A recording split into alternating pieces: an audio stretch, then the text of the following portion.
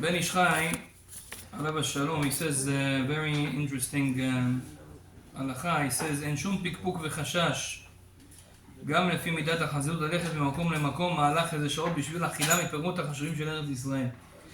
He says there is an inyan, it's good if possible even for someone that lives outside of Israel to eat fruits of Israel, and he says it's even if you need to walk for a long walk and to kivyachol waste a lot of time just to get fruits of Israel, to eat them, he says it's worth it. Sometimes באמת here in some of the stores, in Sobeys, in other places, you see a fruit, it says made in Israel. So it's good to buy. Why? He says that the fruits of Israel, they have a certain spiritual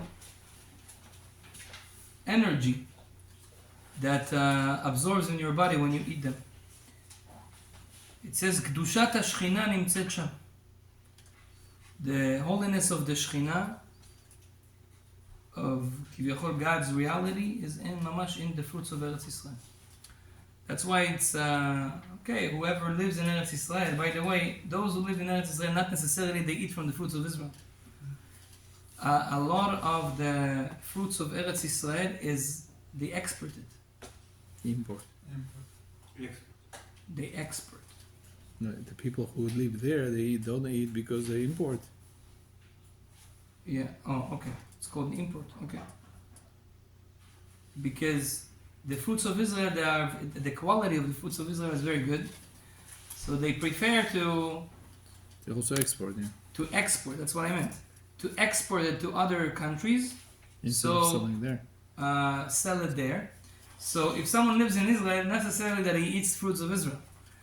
But, so that's what I'm saying. If you have a chance, let's say you heard that there is sometimes dates, sometimes pomegranate, sometimes different things. It's from Eretz Yisrael.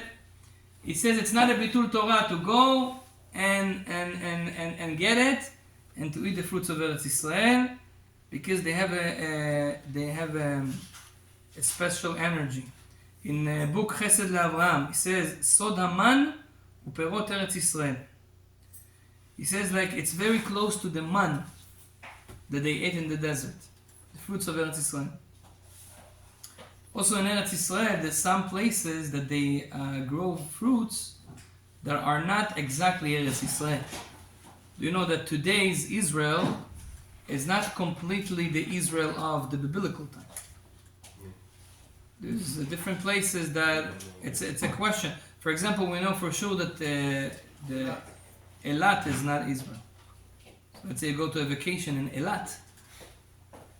It's Chutz La'aretz. It's Eretz Yisrael. It's Eretz Yisrael according to today's standards, but it's Medinat Israel. It's Medinat. Bediuk. So this is something interesting that the Ben Ish Chai say, and it's good to do. Now, when you eat fruits of Eretz Yisrael, if it's one of the 7 fruits of the land of Israel, like dates and pomegranate or figs or grapes, so there's also a change in the bracha achrona, in the blessing at the end. Instead of saying al haaretz ve'al haperot, you would say al haaretz ve'al peroteha. Also on wine, sometimes you get wine and the wine is made in Israel. You have to look, because a lot of the wine that is in Israel, it doesn't made in Israel. They import it. So from Italy, from other places. So if it says mamash made in Yerushalayim, in Eretz Yisrael, you can say ala gefen, ala haaretz, ve'al pri gafna. That's how you finish the blessing. Now sometimes they make the wine in Israel, but the grapes they imported from other countries, which this case happens a lot. That's why even in Israel I saw a lot of people, they don't bless al haaretz ve'al pri gafna. They do al haaretz ve'al pri gafna unless they are sure that also the grapes were made in Israel. So Ma'aser, that's different. According to Halacha, things that were export from Israel to Chutz La'aretz, there's a big question if they need to be Ma'aser. So here you don't have to be Ma'aser. And also in Eretz Yisrael, usually in Eretz Yisrael also they make Ma'aser. אבל anyway, even if they not, because Ma'aser is the Rabbanan, when they export it, לא חייב Ma'aser. בגלל האקספורט ובגלל שזה רבנות. החקלאי כבר מאסרים לו את זה. גם וגם, you have both reasons. הוא מאסרים זה כבר לבד החקלאי. Let's say another thing, הטעם שנוהגים לכתוב שם הוויה בקיצור של אות ה', שכל האותיות כשאדם מוציאה מפיו הוא מרגיש בהם בשפתיו ובלשונו ומוציא טיפה תרוק מפיו. בן איש חי שו"ת תורה לשמה, in his book, he writes, why we say God's name, when we write it, we don't want to write God's name, we're not allowed to write God's name, so what do we usually write? Hey. So why hey? Why not another letter, Yud or Vav? Why always the name of HaKadosh Baruch Hu, when we want to write it, we write hey?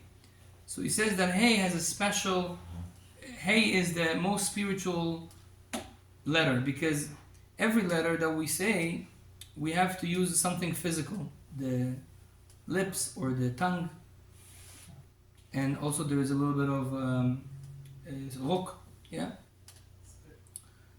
but on the letter hey, just Air coming out. air coming out. So that's why he says that this is one reason why hey symbolizes the name of God. אותה מסתם מפני כי יהיה האחרונה שבשם היא אלמא דאתגליה, ולכן השם הוויה נעלם כאשר כותבים אותו רומזים אותו באות ה' שהיא אלמא דאתגליה אשר ממנו נולדו נשמות ישראל, והיא סוד העשייה הקורבן מבחינת שם אדנות שהיא היכל של שם היה נקרא בו. So he says also the last letter of Shem Havaya, of the name of God, is hey, and this hey, the last hey of Shem Havaya, this is the letter where we were created from, and this world was created from as well. The Hey Baram. Behei Beram. So that's why this is the letter that we use for the name of God as well.